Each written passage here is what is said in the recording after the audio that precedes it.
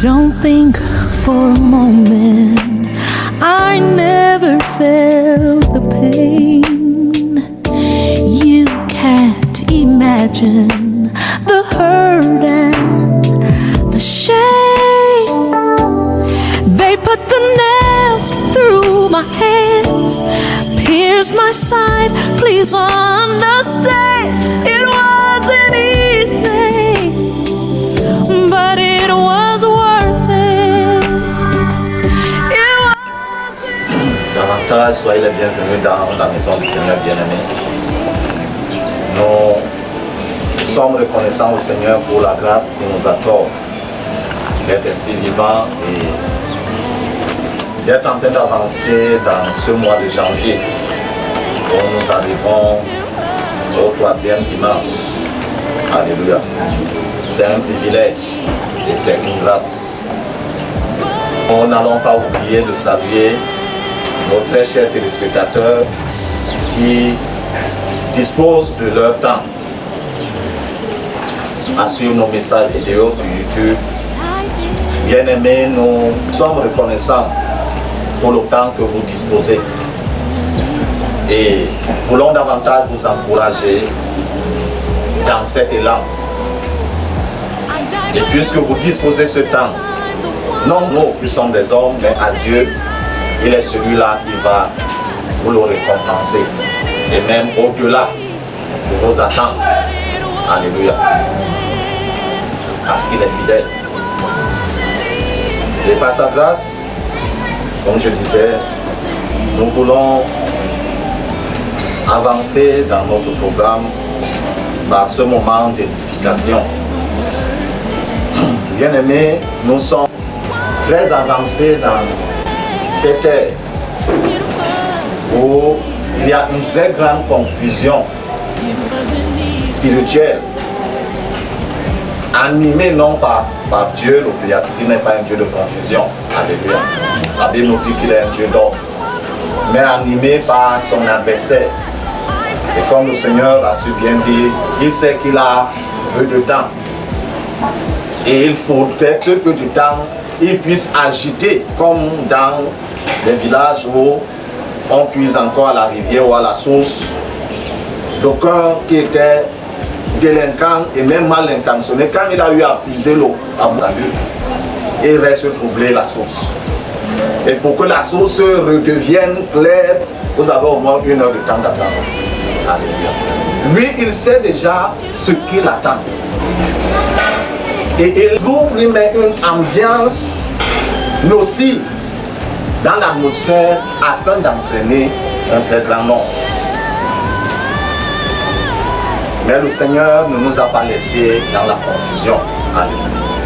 Il nous a donné des indices, des éclairages, afin que personne ne dise en ce jour que Seigneur, non, moi je ne savais même pas que.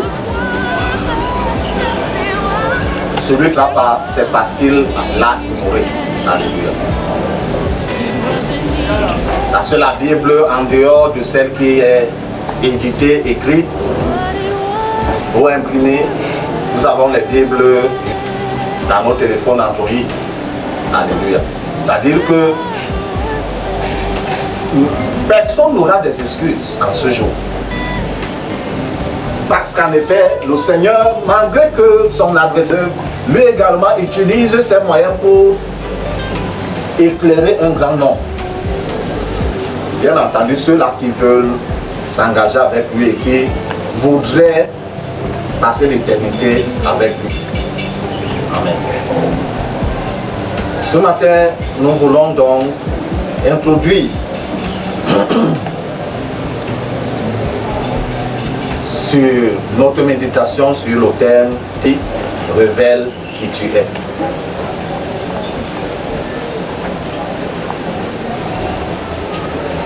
Tes fruits révèlent qui tu es.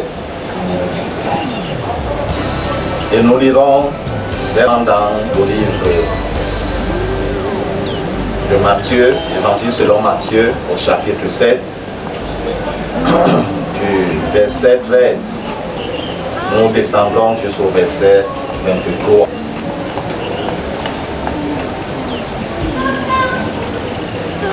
Matthieu chapitre 7, à partir du verset 13 jusqu'au verset 23. Dans ma version, il est dit: entrez par la porte étroite. En effet, large est la porte, spacieuse, le chemin menant à la perdition, et il y en a beaucoup qui entrent par là. Mais étroite est la porte, resserrée le chemin menant à la vie, et il y en a peu qui les trouvent. Méfiez-vous des tendus prophètes. Ils viennent à vous en vêtements de brebis, mais au-dedans, ce sont des loups voraces. Vous les reconnaîtrez à leur fruit. Cueille-t-on sur des ronces ou des figues sur des chardons? Le bon arbre produit de bons fruits, mais le mauvais arbre produit de mauvais. Un bon arbre ne peut pas produire de mauvais fruits.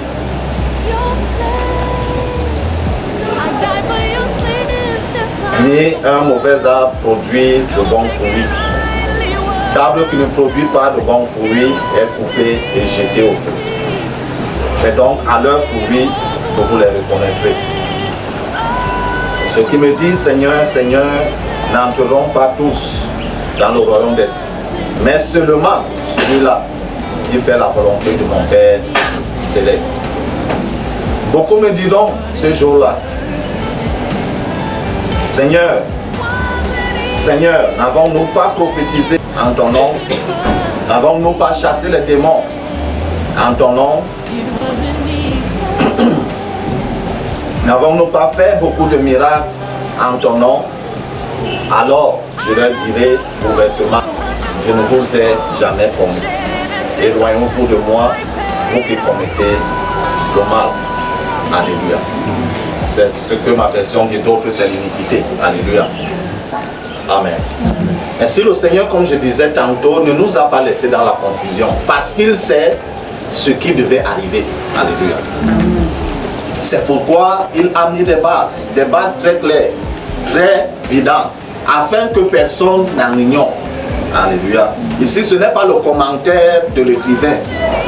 Il a seulement retranscrit les paroles mêmes du Seigneur, invitant ceux qui étaient là en ce temps, et encore plus nous qui sommes arrivés à la fin des temps, d'entrer par la porte du monde. Alléluia. Parce que large est la porte, spacieuse le chemin qui mène où? À la perdition. Et si nous sommes ensemble, qui mène à la perdition, c'est-à-dire ce chemin-là, il n'y a pas de restriction, il n'y a pas de contrainte dans ce chemin. La porte là, même si tu as le grumier, tu entres dans cette porte. Vous connaissez ces grandes entreprises-là. Le grumier entre, même si c'est le conteneur, non, ça entre, il n'y a pas de problème parce qu'on a tiré la porte, le portail. Et le chemin, il dit quoi? Il est spacieux. On s'engage dans ce chemin à 1000 à l'heure, il n'y a pas de souci. Mais seulement la fin de ce chemin, c'est quoi? C'est le péché. Et lorsque nous regardons de nos jours, c'est ce qui est en train de se manifester. Non pas seulement dans le monde, parce que quand on est dans l'église, on dit que non, c'est ceux du monde qui sont en train de se... Même dans l'église. Une grande, large majorité est en train d'avancer lentement mais sûrement vers la perdition, en enfer.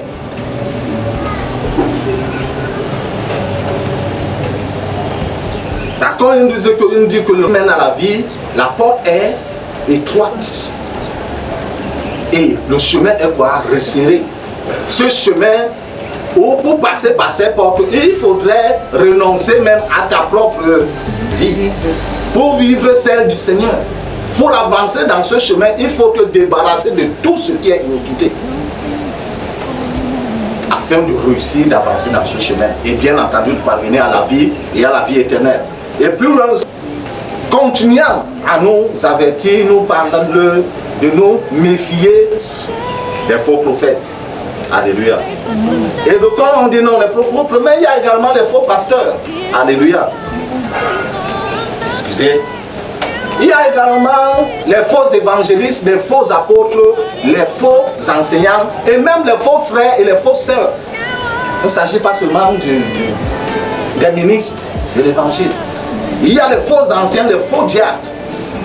L'apôtre Paul les a connus en son temps. Il en a parlé. Lui qui était au premier siècle. À combien plus fort raison nous qui sommes arrivés en ce siècle aussi. Et pour aller même plus loin, il y a de fausses communautés, pour ne pas dire de fausses églises. Le Seigneur a dit que je bâtirai mon église. Et son adversaire va rester aussi tranquille. Lui également est en train de bâtir son église. Ou ses églises. Pourquoi le Seigneur parle-t-il de faux? Le faux ne veut pas nécessairement dire que le faux prophète, que ce qu'il a prophétisé est faux. Alléluia. Il peut avoir prophétisé ce qui est vrai. Et que même ça arrive à s'accomplir. Alléluia. Mais ce n'est pas parce qu'il, ou alors que le Seigneur relève ici l'esprit qui l'anime ou qui l'inspire à coup. Le diable sait aussi dire la vérité. Même comme il est le père du mensonge. Mais il ne dit pas la vérité pour affranchir. Il n'y a que la vérité venant du Seigneur ou des vrais serviteurs du Seigneur qui font quoi? Qui affranchissent.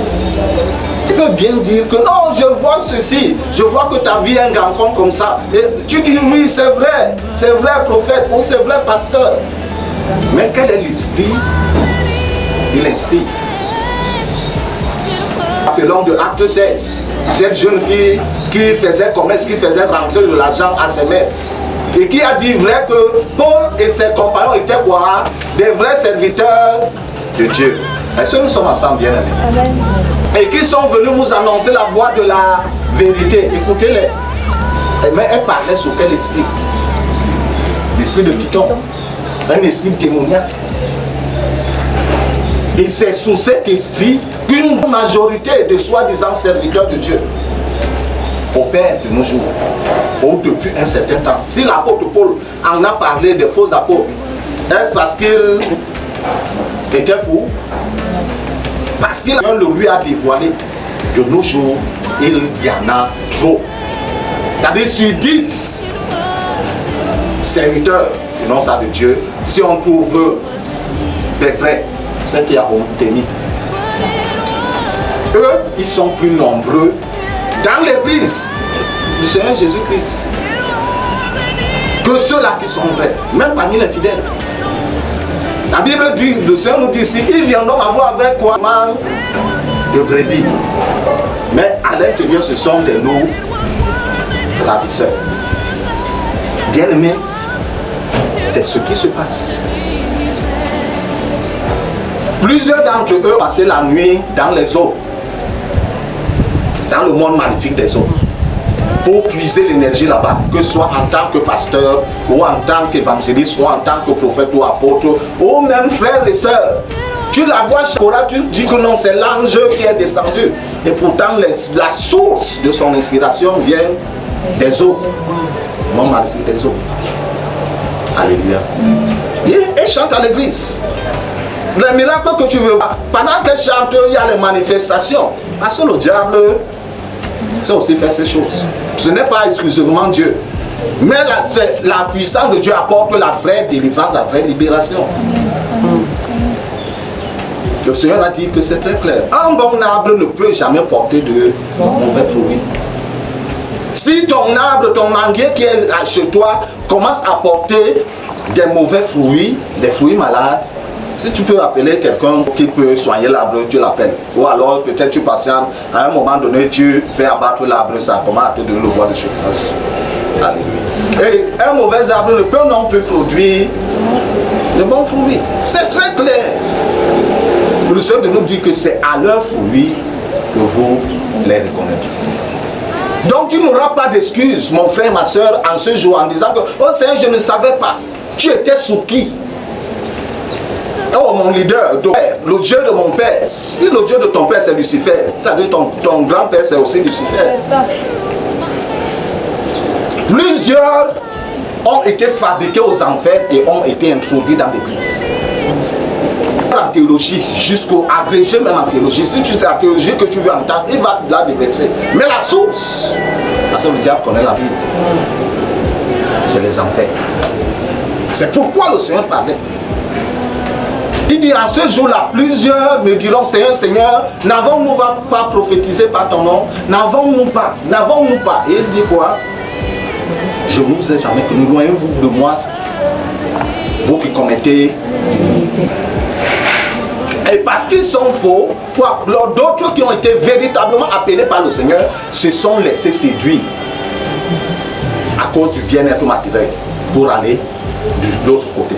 Et leur caractère de vie, c'est quoi? L'impudicité. Plusieurs, à cause de ces alliances avec le monde de ténèbres, on les exige. Chaque mois, il doit coucher avec une vierge.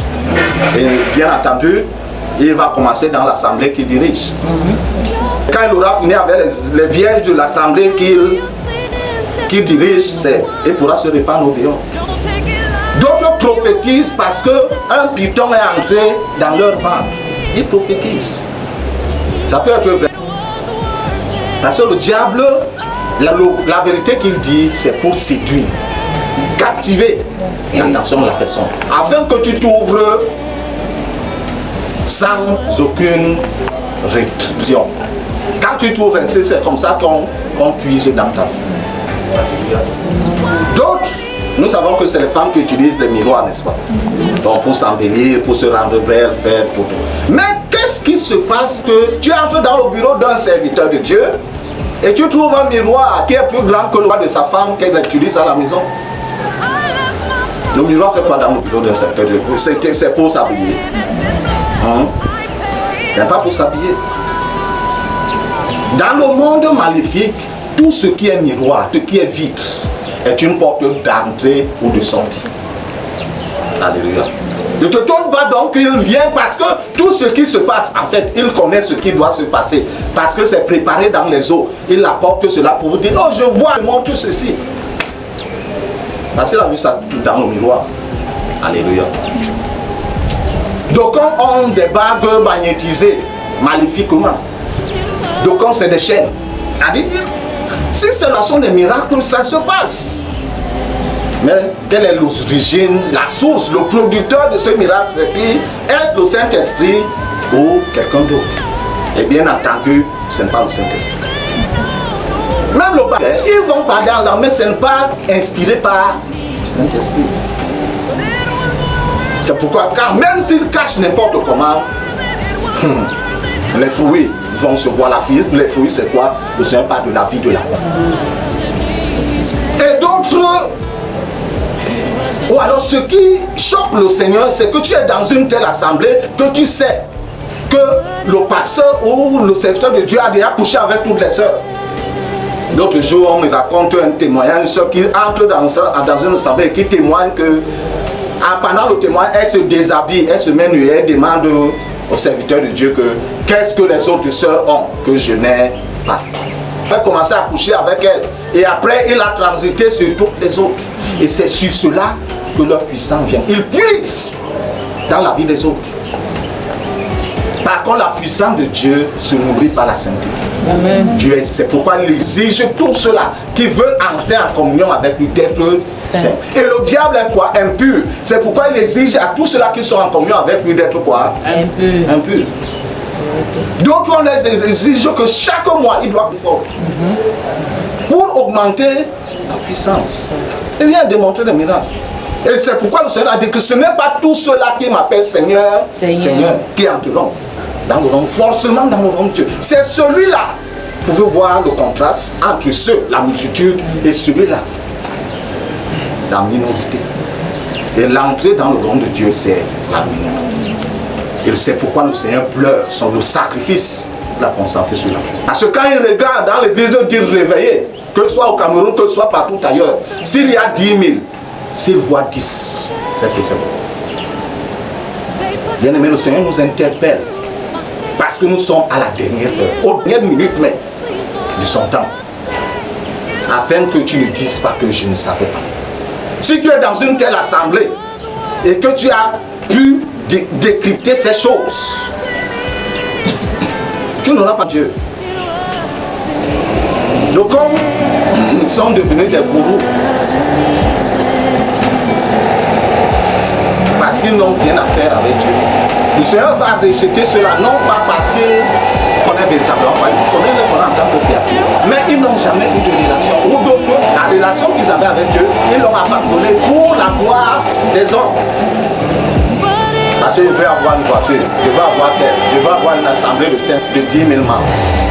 Le Seigneur peut en donner. Mais le diable en donne également.